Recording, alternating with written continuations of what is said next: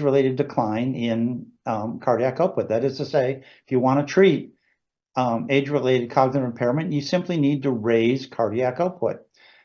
There are a couple drugs out there that allow you to do this, but they're fairly nasty drugs, a lot of side effects. They're generally used only in a hospital setting for people, for example, who are in shock. Okay, but it's not a long-term solution for raising cardiac output. Our targeted neuromodulation technology, though, can do this. We activate the plantar nerve in the foot through a reflex arc that triggers the soleus muscle to contract. For those of you know some physiology, you might know that our soleus muscle and the calves of our legs are called our second hearts. They're responsible for returning fluid while we're seated or standing back up to our heart. It's called venous return. Cardiac output equals venous return. Venous return drops, cardiac output drops. So we are enhancing venous return and therefore cardiac output. And you can see in the right-hand panel here how effective this technology is. In a period of 30 minutes in this group of older adults, we're taking their cardiac index from about 2.3 to 3.0. In terms of cardiac output values, that's roughly going from 4 liters per minute to about 6 liters per minute. That's what we're increasing. And the important thing is, we're not simply doing this while you're using the technology. This isn't something like pneumatic compression, which you might be familiar with. People are hospitalized, they want to increase their cardiac output. They'll wrap their legs in these vinyl balloons and they'll use air pressure to pump fluid from the legs back up to the heart. But that's a symptomatic intervention. You take the device off and it's not a very comfortable procedure, and the blood, the interstitial fluid pools again. Here we're talking about a therapeutic intervention. By rejuvenating the soleus muscles, even when you're not using the device, you are sustaining that higher level of cardiac output. And that sustained daily level of cardiac output, in fact, can reverse cognitive impairment. And you can see that here. On the left side, on the vertical scale on the left here, we have cognitive performance that's on a scale of 0 to 100. We're starting out with a population of people.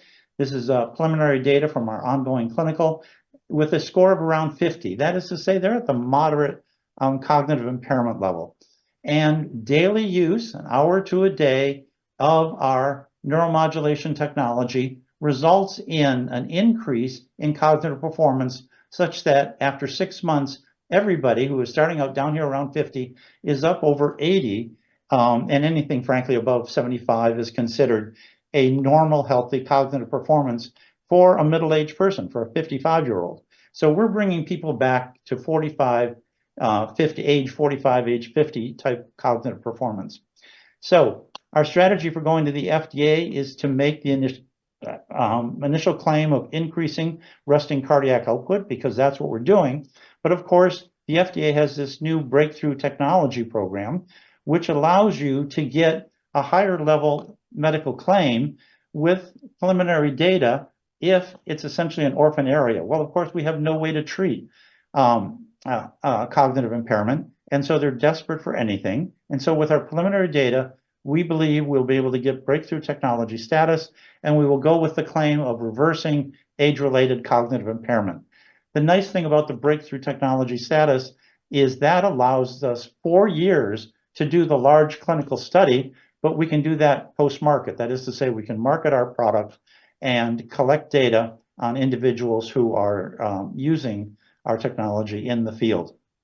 From a reimbursement perspective, of course, most of our clientele are going to be over 65, covered by Medicare or Medicare Advantage. In those programs, this technology would be viewed as durable medical equipment, and it would be reimbursed by Medicare at 80%, so 20% out of pocket. The other insurers handle it at least, they have to cover at least 80%, but many will cover more. In fact, the Medicare Advantage programs very much like preventative, low-cost preventative strategies. In this case, we're looking at a retail price of about $1,600 for that device you saw, that plantar stimulation device. That would make the government price about $1,200, because government price is set at 75% of retail. And so that would mean $240 to the patient if they have no supplemental insurance. The important thing to recognize is that our neuromod technology is a platform technology. I have been focusing on cognitive decline, age-related cognitive decline, but we're really talking about brain blood flow here. And the part of the brain are your eyes, for example. And so age-related macular degeneration is a larger issue than Alzheimer's for the elderly in the United States. And increased blood flow to the brain is going to either slow or prevent and possibly reverse macular degeneration. Similarly, while I pretended that low brain blood flow in the middle age, young and middle age doesn't affect the quality of life, there is a subset of people where it has a huge impact. Their cardiac output is low enough that they are diagnosed as having adult attention disorder. And for the young adult, this is a huge issue. These people are raising children. They're going to work. That cognitive decline that for older people would say, oh, it's nothing, has a big impact on their ability to function. And so that's a market for us. Similarly, that fluid that we're getting out of the lower limbs, that we're pumping back to the heart, increasing cardiac output, influences issues like peripheral neuropathy. That pooling of fluid impacts vascular flow and resulting in nerve death. Drug-resistant hypertension is a function of fluid pooling in the lower limbs.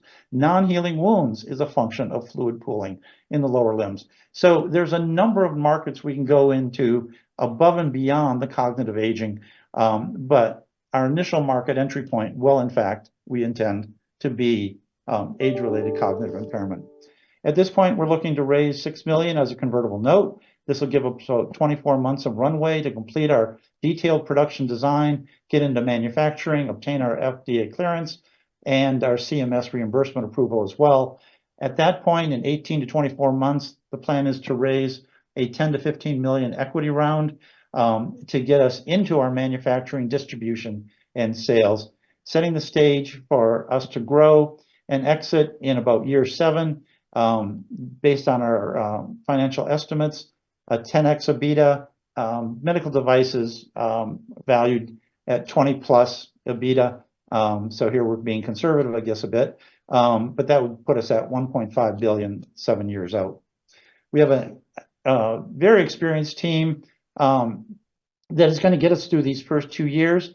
It's not the entire team. We're going to have to build a team over the next 2 years that will take us into the production, quality control, distribution, expansion into the new clinical markets, and international expansion as well. Cognitive impairment's an enormous issue in Japan.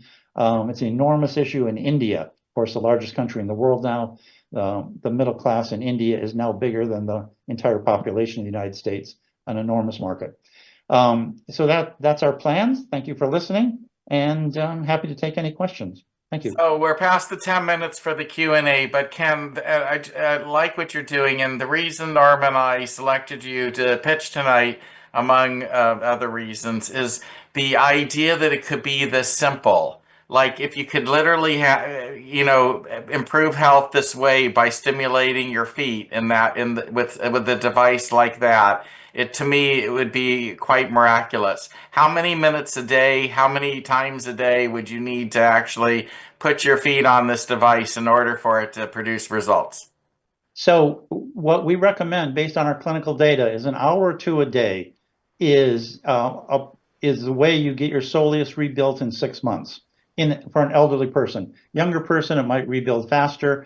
After that, it's rebuilt. Maintenance may take less time.